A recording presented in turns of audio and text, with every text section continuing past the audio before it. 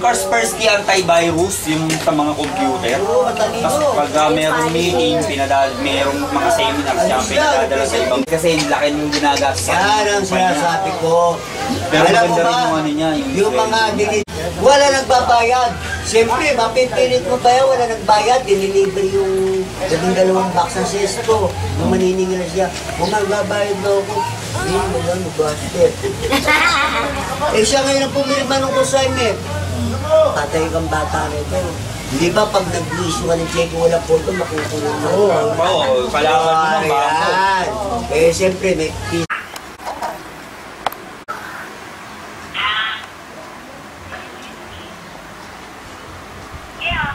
Well, what do you know?